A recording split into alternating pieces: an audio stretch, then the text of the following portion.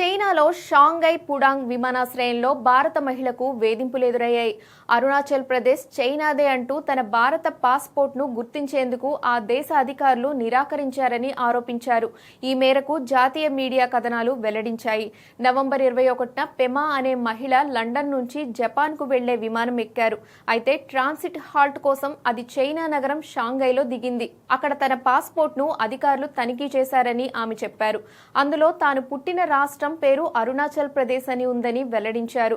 అది చూసిన తర్వాత ఇమిగ్రేషన్ అధికారులు తన పాస్పోర్ట్ చెల్లదని ప్రకటించారని ఆమె ఆరోపించారు.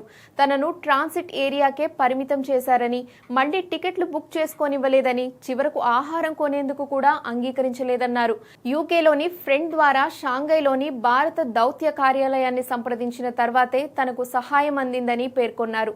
భారత అధికారుల సహాయంతోనే తాను అక్కడి నుంచి బయటపడినట్లు చెప్పారు.